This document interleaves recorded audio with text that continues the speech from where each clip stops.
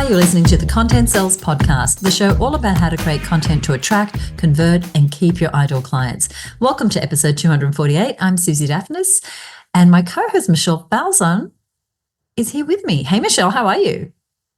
Hiya, Suzi. I am well. Thank you so much. As we record this, it is a gorgeous, gorgeous day here in my studio, which always just helps to elevate my mood. Blue skies, sunshine, 25 degrees. That's in Celsius for our Fahrenheit people. And we're going to be talking more about planning today. Sunshine and planning both lift my mood, actually.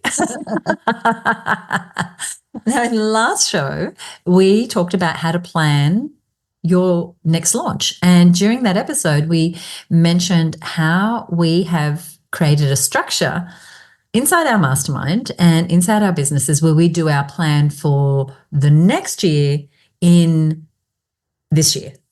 And specifically, we do our plan for the upcoming year in the November of the year before. And in this episode, as this goes to air, we're right at the start of November.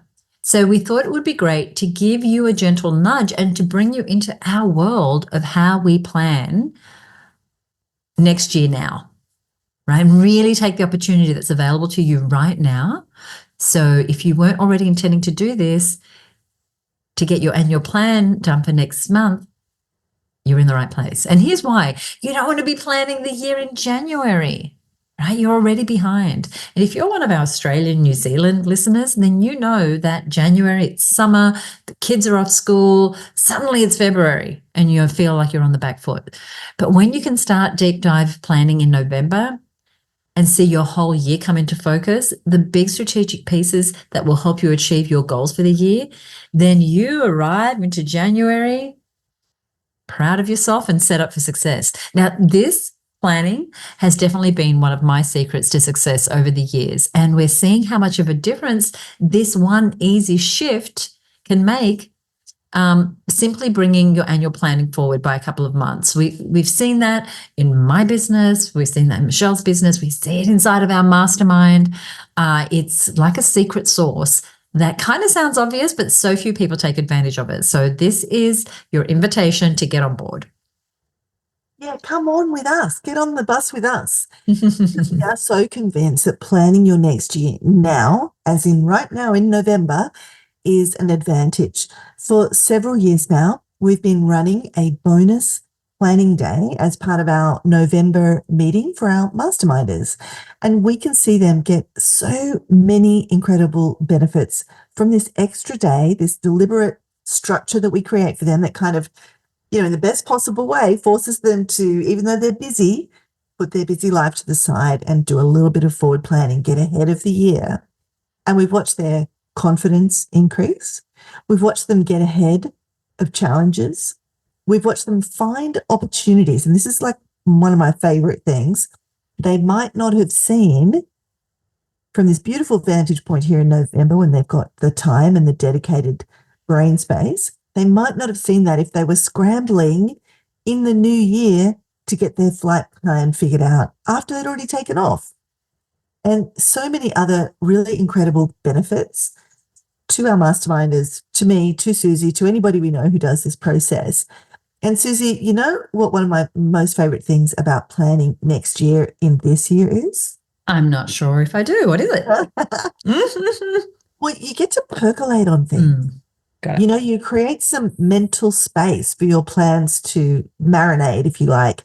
And this is a vital part of the creation process. It's something I share in my Create Without Burnout model. And if you want to know more about that, we've got an episode on that. There's a podcast for that. And it's way back in episode 15, how to create content. Wow. I know, right? I could 15, double digits? Oh my gosh. One of the early ones. Yeah, so good.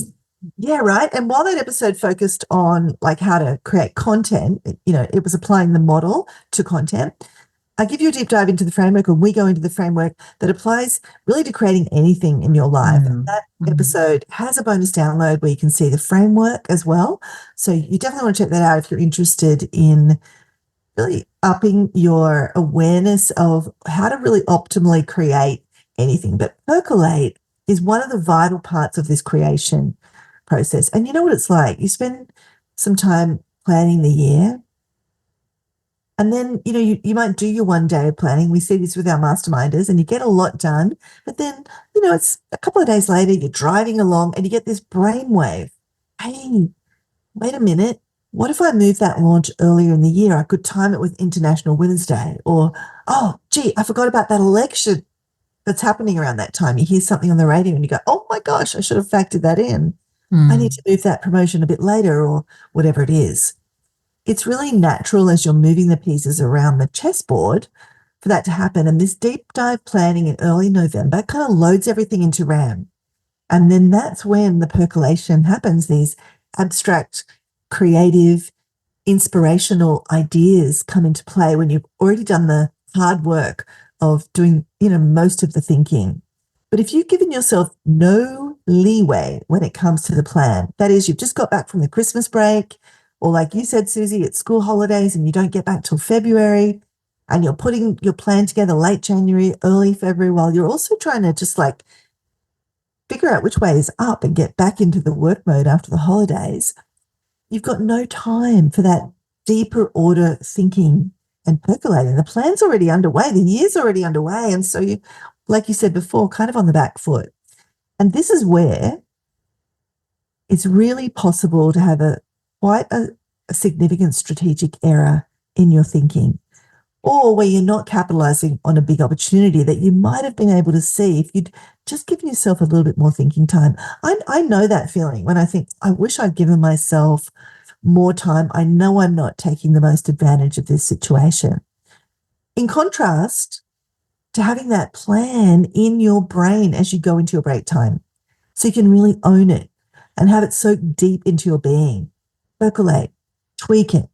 Even if all that is happening on the mental back burner, like you're on the beach, you're not thinking about it, trust me, it's percolating. Your brain, your subconscious brain, working on it. And you're much more likely to arrive back in the new year ready for momentum. They're just two totally different ways of being. Arrive in the year fully percolated, ready to go from day one, or arrive discombobulated, no time for percolation, having to sort of build the plane as you fly it. So I'm a big fan of this deep dive planning process as early as you can in November, and then tweaking and percolating and refining throughout the November period with the goal of maybe having a Christmas break, knowing you've got an amazing year ahead. And I know for me that percolation period is sometimes, when I haven't done it, I just feel like I'm rushing from one thing to the next. But having that period, especially around the holidays where we often do get a little more downtime, that allows things to come to the surface. It allows higher thoughts to come in that they can't squeeze in when we've got so much going on. And I was telling you, Michelle, that PJ and I have got this new little mantra that we whisper to each other when we find ourselves on the back foot. It's no rushing. Let's make sure that we're creating a life and a business where we don't feel like we're rushing. And so what we're talking about here today is let's not have a next year that is you rushing from one campaign to the other, from one sales appointment to the other, from one idea to the other. Just really giving yourself the opportunity to plan early. Just in talking about this, I can feel my nervous system just calming. Just knowing that I've already started this work. As we're recording, it's actually September, but I've started this work, early, some of it, sowing the seeds of what that's going to look like. And if you've got a business that doesn't take a break around the holidays, maybe you're an event organizer, you own a restaurant or a design agency, and your clients might be busy around Christmas holidays or New Year, whatever that is. That's even more reason to plan early so that you're not even further behind in the new year. Now, one of the biggest advantages of planning in November is that most of the current year is already behind you, which means you've got almost 11 months of data, of experience, of insights. You know what worked, you know what didn't, where you hit or you missed your goals. Now, this gives you the clarity of hindsight. It puts you in a really great place where you can look back at your successes and challenges and use that knowledge to make better, more informed decisions about the year ahead. And so I don't think it's ever too early to start sowing the seeds of the vision that we want for our business and our life. But even inside of, the Her Business community, whether it's inside the mastermind or the network, we use these 12-month periods as a capsule in which so much can be created. But we don't want to kind of open the doors to that when the time period is already here. We want to use our hindsight from the year before and use that end of year period to really take what we've learned and now start to project forward what it is that we want to create. And in that sort of November period, you're close enough to the new year to be able to create a plan that's going to be relevant. You know what the market's doing. You know what the big holidays are coming up, to speak to Michelle's earlier point. You've got a good sense of what's shifting in terms of your audience or trends or market conditions that are likely to continue into the year ahead. And at the same time, you still have plenty of time to prepare for the upcoming year. By doing your next year plan now, you're not scrambling at the last minute. You're giving yourself breathing room and time to think things through, to make adjustments and get everything in place. It is really the best of both worlds, learning from the year you've just had and giving yourself and your team a real head start for the year to come. I'm just feeling completely excited and relaxed about my new year. just knowing that that's what's going to happen. Love it. Another advantage of planning early is likely going to give you a competitive edge. So while many businesses, like I'm amazed how many businesses wait until January or even February to start thinking about their year, you've already got your plans underway.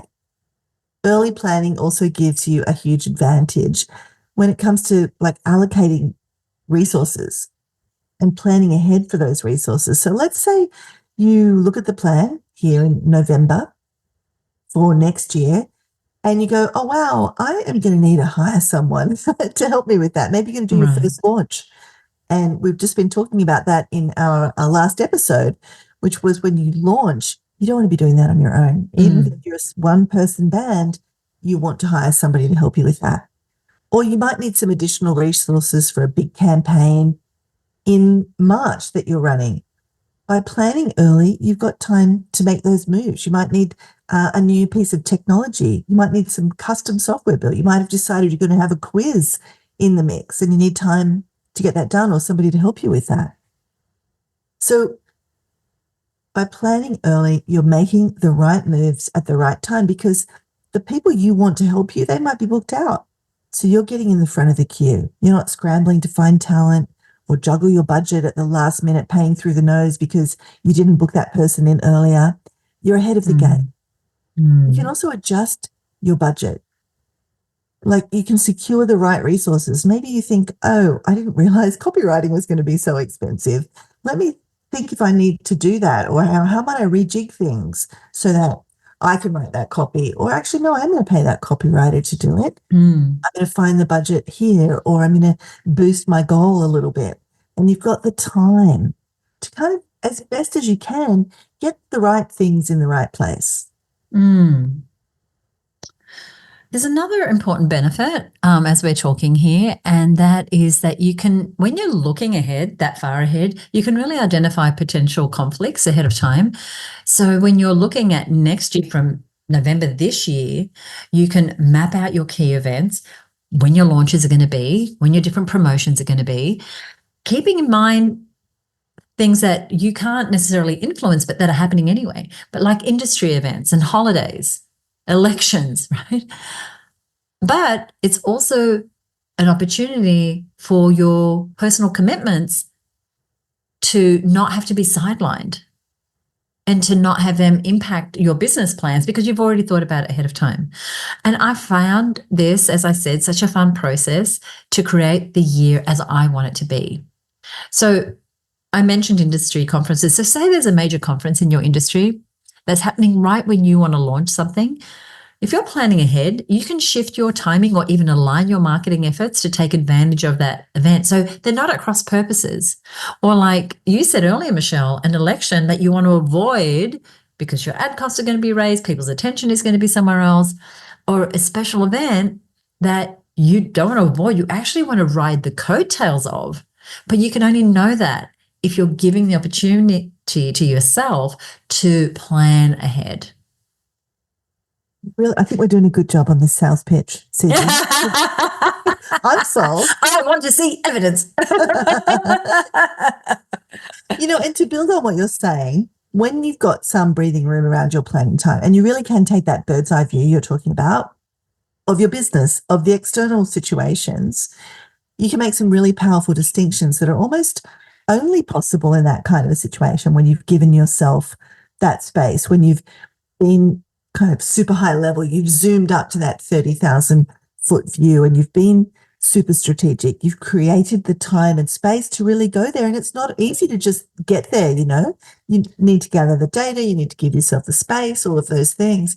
And I can think of a perfect example of this. So Angela Council is one of our amazing masterminders. I have so much respect for Angela, not only the work she does helping women thrive in menopause, just the way she's approached her business and the rapid growth that we've seen in her as a CEO of her business, but actually the financial growth of her business as well and the success that she's achieving. Now, she did this planning process. She's a part of the mastermind. So she, every year we give her that opportunity to do the 1 day of planning in November. And she went to that high level, super strategic place where we can make a massive difference to our business just with our thoughts. And she realized she was doing too many launches. She took that bird's eye view you were talking about, Susie, of the year, and she cut that back from 4 launches a year to 3. And guess what happened the following year? Made more money by far. And now she's actually cut that back to 2 launches a year. And so if she had not given herself that time and space to go to that level of thinking, to really have that clarity, that presence of mind to see the big picture, she very likely would have missed that distinction and that opportunity. So she's making more money doing less. She, it's really easy for us to think, oh, look, I'll just cram a little more in my year. And that only happens because we haven't thought it through. But she had given herself the time and space, as you said, to not miss opportunities, but to really plan the year out. I mean, the fact that she had 4 launches, and if you've ever done a launch, there's a million moving parts and it takes time to plan and there's lots of resources. So she's taken back her time by only doing 2. She's increasing her results. And this is how your business gets easier and more profitable. These are the big needle movers. She could have worked much harder and pushed her team much harder and possibly even had people unsubscribe from her list because she kept promoting her course or, squeezing in an extra launch. But she did less and she made more. And if you've been listening to this show for a while or you're a part of the Her Business Network community, you'll know what an important idea this is to me. And so as this episode goes to air, we are at our annual growth retreat for Her Business members. We're spending 3 days together working on our 2025 growth plan, determining what we want to achieve, what marketing promotions do we need for our offers to be visible to our clients, how and where are we going to show up, and we're creating a plan together. And then we're going to be holding each other accountable after the retreat in smaller groups. Similarly, this month, November, our masterminders, as we mentioned, are going to be coming together for a whole facilitated day of working on their 2025 plans. We also, inside of Her Business, we publish these big planners that members use to map out their plans for both their personal life and their business. And it's always, and again, we do that process now. And it's always so great to see these planners then pinned to the walls throughout the rest of the year, the next year, knowing that they're keeping their eyes on the big picture and they're moving towards their goals because they've taken the time to make the plan, to percolate on the plan, to refine the plan, and then to surround themselves with people that hold them accountable to that plan. So early planning isn't just about being prepared. It's about gaining a real advantage. It really gives you the room to make smarter decisions, to allocate resources effectively, and to avoid last-minute chaos. And that is what we want for you. We want you to think about your business strategically. We want you to choose to do less next year, but be conscious about what you are saying yes to. What is it that you will do? And we can only do that if we give ourselves the headspace, the time and space to actually think about it strategically and say yes to the things that are really going to make a difference. Michelle, I know you've got some thoughts on this. Oh, well, it's what you said before. Like, planning is actually designing. Yeah. Like yes, you're going to make a plan, you're going to have some financial goals, and you need to do some campaigns to meet those goals, and you've got all the moving parts. But that bigger picture view where you give yourself the space, it's also about, like you use the magic word, being conscious and present to what you really want.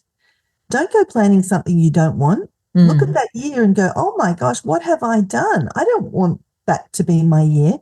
Because once we set things in motion, and I hear this story all the time, and I've been there myself at times. Like, I was talking to somebody the other day, and, the first year she ran her conference, she was the one packing the goodie bag at 3 o'clock in the morning on the day of the conference, and she had to be present for everybody all that day. She was absolutely wrecked.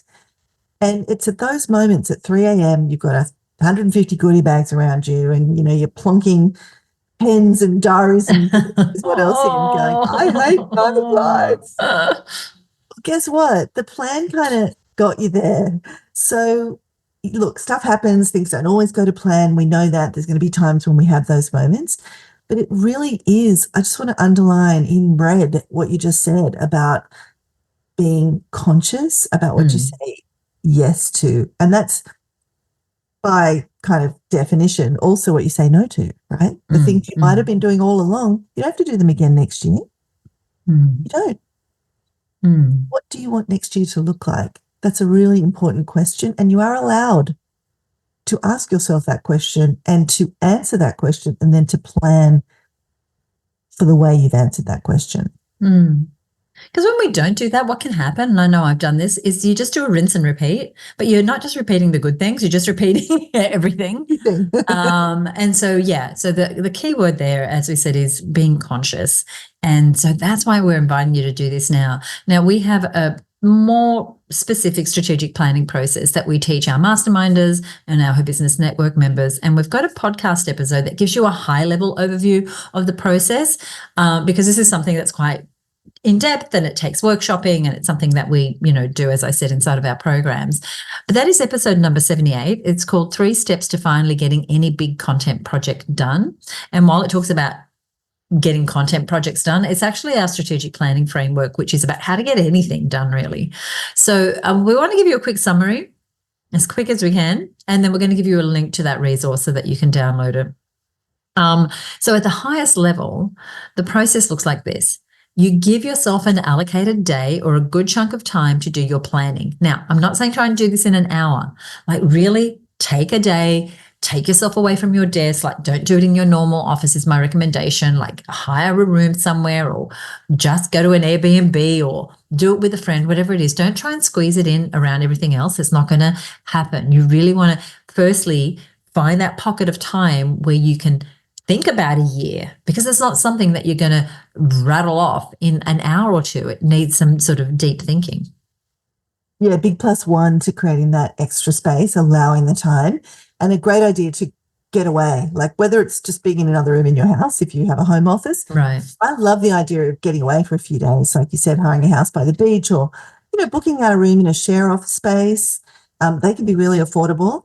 And also, before you get there, doing some prep work, like gather some of the about the past results, like ask for the printout, ask for the stats on your sales results, ask the person who's managing your Facebook ads to give you a summary of the year.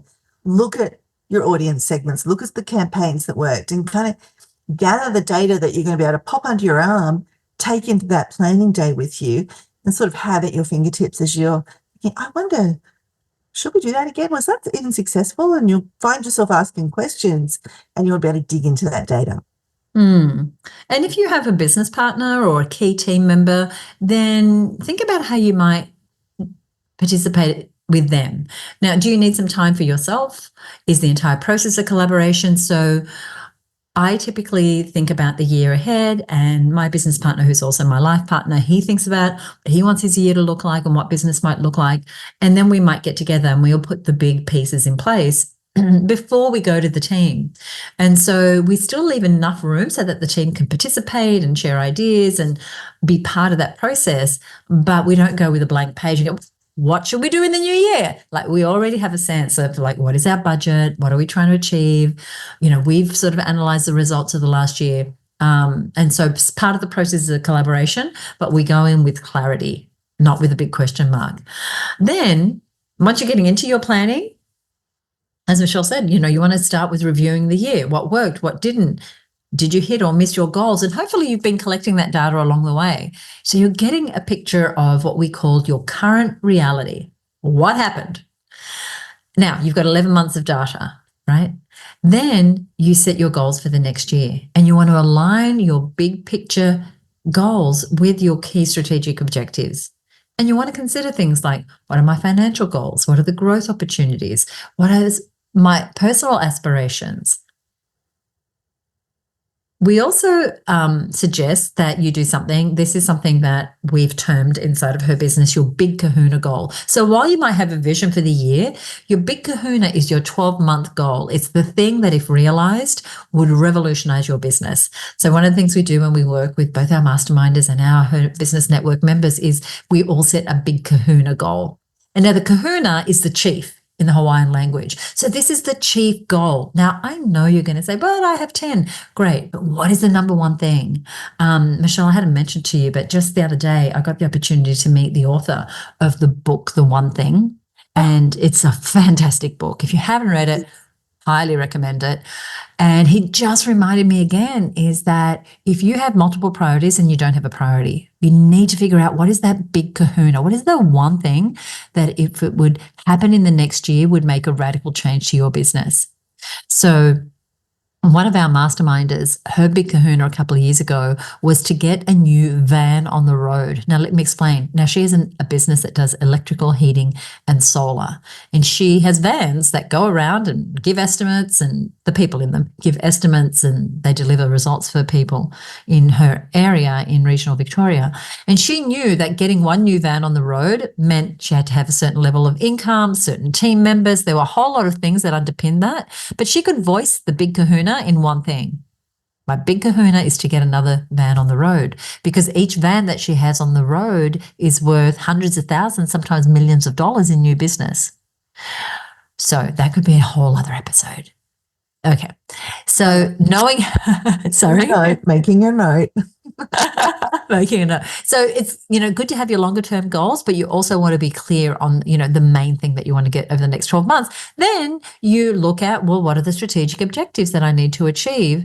And this is all outlined in the resource that we're going to give you a link to, what these different parts are. So you start with your vision, you've got your big kahuna, you then put in your big rocks, which are your strategic objectives. Like, what are the key things that need to happen in order for me to reach my higher up goals? And I don't want to go into too much detail because that's a whole other episode. But you want to sort of think from the big picture to the smaller picture. Because as we said earlier, one of the smaller pictures is going to be actually doing the step-by-step plan, like what needs to happen when and who's going to do it and how much is it going to cost. But we want to start with the big picture, percolate on that, and then move through to, the top goal, the big 3 to 5 strategic objectives. What are the key events and launches that are going to help me achieve those? Maybe their product launches, their campaigns, their promotions, their team upgrades, their marketing, new software you're going to put in place, whatever it is. Now, we just released an episode on how to plan out a launch. So check that out. We're going to put a link to that in our show notes. And then part of this process we're talking about is, once you've done that, you've set the vision, the big kahuna, the big rocks, what are the resources you're going to need? As Michelle mentioned earlier, like, do I need to hire a copywriter?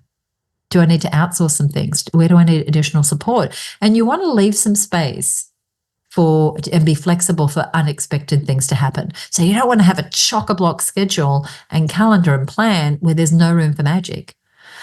That's why we propose a 90-day structure where you might have a year-long goal, but then every 90 days, you're zooming in on a specific project that's in line with your annual plan. You're recalibrating. right? That's the bit where you can now pivot to something that's going to get you a little closer. How did things go? Did they work out? Does something need to change? Maybe something you'd planned for the third quarter needs to come into the second quarter. Did something unexpected happen? So it's very conscious, purposeful planning. Purposeful planning. That's a good word. And we actually built that purposeful planning, that 90-day structure into our mastermind. So every 2-day event in our mastermind year, and we do 4 of those, is approximately 90 days apart.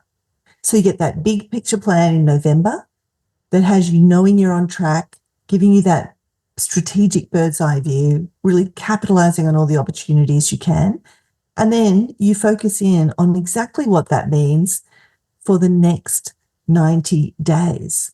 And we're just seeing amazing, amazing results with this, because something magical happens with this combination, Suzi. Like having that big picture view, it's really then hard to hold a year's worth of detail in our heads. Right.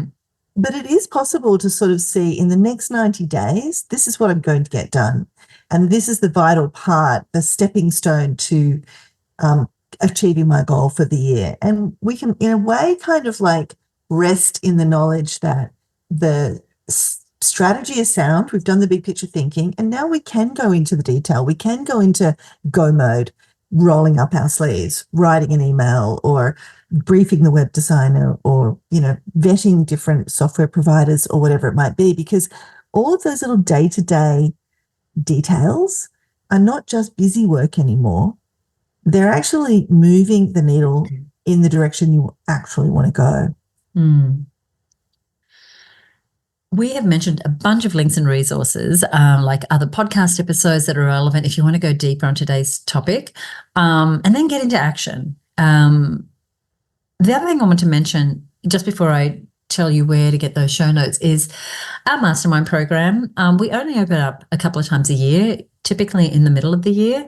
And then if there's space available, or we're looking to grow a little bit, we'll open up at the beginning of the year. So we are now in November. If you know that your marketing is what's keeping you from getting those bigger goals that you might have been setting, whether they are impact goals or revenue goals or profit goals, and you want to join us inside of the mastermind, then go ahead and go to herbusinessmastermind.com, and either you'll be able to join the wait list and we can notify you when a space becomes available, or there'll be a space available and you'll be able to go ahead and apply and set up a time to speak with me and Michelle. And if one of your plans is to grow, and that is to grow your revenue, then we're achieving amazing results inside of the mastermind. And it's a tight-knit, small group of women who are really doubling down on marketing as their vehicle to growth. So I was just inspired to tell you about that. So if that triggers a thought for you, I've been listening to the show for a while. I know I really want to do this, but I haven't stepped out. This is a really good time of year to make that commitment to yourself and then be ready to be off and running in the new year with the program. So that's herbusinessmastermind.com. We'll put a link to that in the show notes. Before I give you the show notes details, I wanted to give a shout out to one of our members, Elizabeth Bond of Zenbird Words. She is an SEO copywriter and a marketing consultant, and she works mostly with holistic health and wellness coaches. She was listening to a recent episode with one of our masterminders, Susan Bell. That episode is called The Power of Plain Language, and it is a ripper. It is really about how to use, like it says, plain language that your customers understand in your marketing. And that includes how to use that plain language on your website, but also in your email. She gives us some amazing tips. And she said, I love listening to this episode with Susan Bell. So many gems. As a copywriter, I understand the value of a checklist language framework. And I love that you reinforce that simplicity is the key to clarity. Size. And you've inspired me to put together a checklist, maybe a blog for my niche. Way to go getting into action, Elizabeth. So good. And I know that you've just recently done a rebrand working with another member in the network. So 2 things in that. Thank you, Elizabeth. If you enjoyed the show, please leave us a rating or a review wherever you are listening. And shout out to Susan Bell for that great episode. Once again, we will put a link to The Power of Plain Language so that you can take a listen. And anything else we mentioned here on the show, we're going to put all of that over at herbusiness.com/planned next year now. All one word, herbusiness.com/plan next year now. Michelle, what do we have coming up in the next episode? We're just on a roll with the planning thing. But we're turning our gaze now towards the social media calendar.